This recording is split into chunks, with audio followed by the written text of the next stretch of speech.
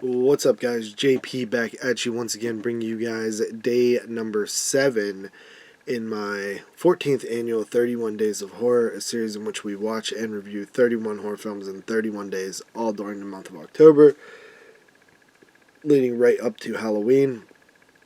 And continuing along with day number 7, I decided to go with a film that I literally just picked up this past weekend, and that is 1995's Rumpelstiltskin, coming to us courtesy of TerrorVision Films.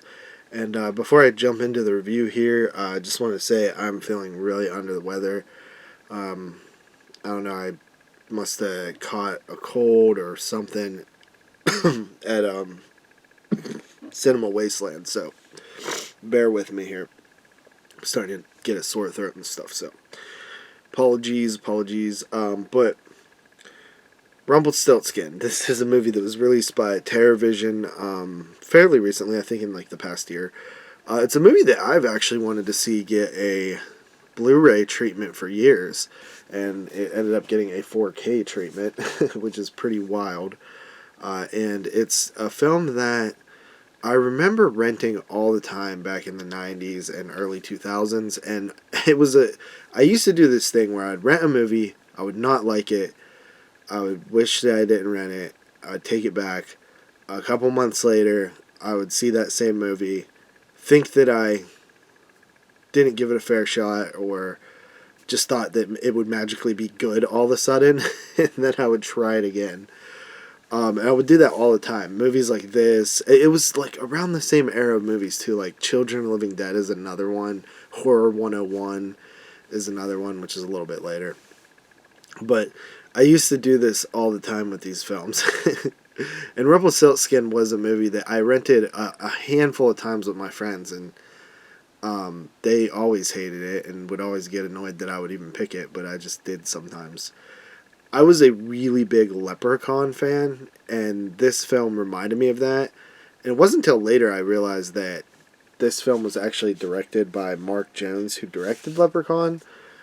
So maybe that's why I gravitated towards it. But I remember thinking this movie was really bad. And I haven't seen this in so long, probably since I rented it last.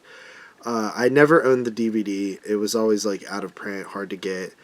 This film did not have a Blu-ray release. It was stuck on this old like artisan DVD.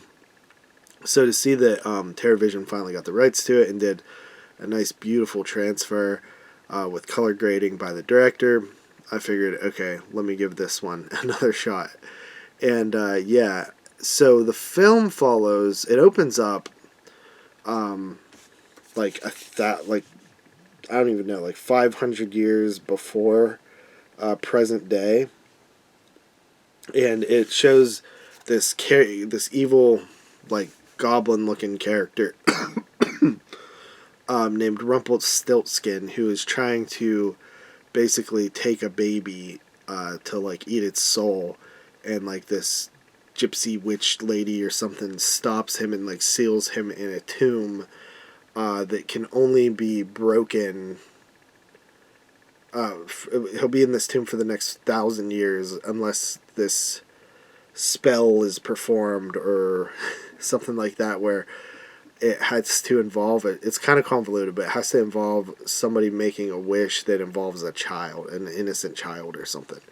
And then it'll release Rumpelstiltskin into physical form and he will have a chance to claim a soul by consuming the innocent child, essentially.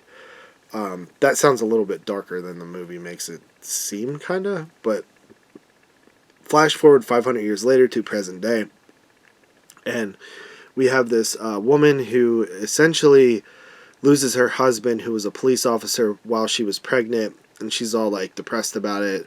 Like a year or so later, she has her baby, and her friend go to this like antique shop where they basically find this Rumpelstiltskin statue, and the old lady in the shop tells them the story that it like grants a wish or whatever, and they want to buy it, but she said it's not for sale, but it has a price sticker on it. And that's like one of a million things in this movie that just doesn't make sense. Like, what this woman knows what the statue is. Why the hell are you advertising it then? You know what I mean? Like, especially I could see if you were advertising it to get some poor soul to buy it so you could gain profit on it, but it seems like she does not even want to sell it. So it's like, in that case, why not go lock it up in some basement, or even better, maybe bury it or sink it to the bottom of the river or something, you know what I mean? It's like any of these movies that have like these cursed objects and it's like known, it's like, why do people just like take them to places? Like I think that like you could get creative with explaining away like that the object always finds its way to people. You can just say that and it fixes that problem, you know what I mean? But anyway, that's besides the point. They end up buying this object, taking it home, making a wish. The woman's husband miraculously comes back to life. She has a night sleeping with him, and then the next day she goes to check like what the hell's going on, and Rumpelstiltskin appears and wants her baby, and she fights him off and escapes, and then it's basically a cat and mouse movie for the rest of the film, with Rumpelstiltskin getting messed up and then basically driving different vehicles such as a motorcycle and a a like I don't even know what I got like some brain fog going on, like a tractor trailer type truck or a Mack truck or whatever. And it's like a cat and mouse thing after that. She eventually finds out like what's the and it's another thing too.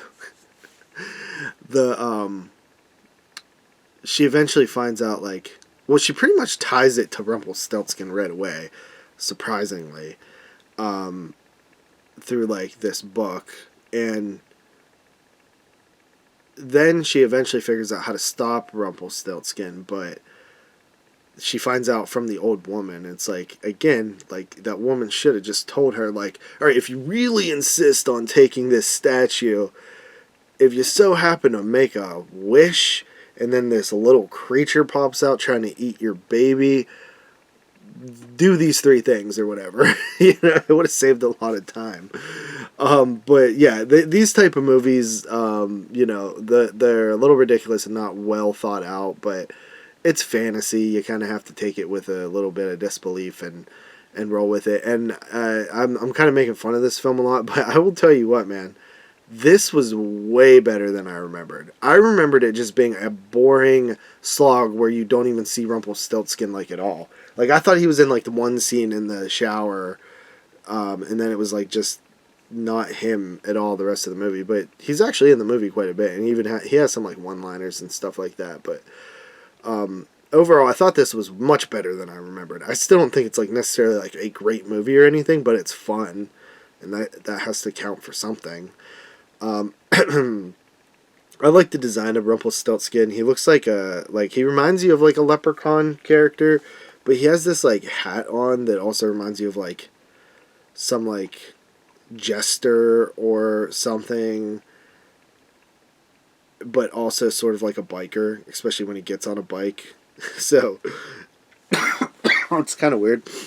I like the idea of like fairy tales, and like a lot of the original fairy tales were very like grim, and I like that they made movies about them, especially in the 90s. It seemed popular, you know. I think there was a Snow White film, also a Pied Piper movie, I think, but Rumpelstiltskin is a pretty interesting story in general. But yeah, I will say that I will give it a solid 6.5 out of 10. I really enjoyed it, despite it, and I even enjoyed that stupid stuff that I was talking about with the plot, you know what I mean? So with that said, I hope you guys enjoyed the review. I did just pick this one out.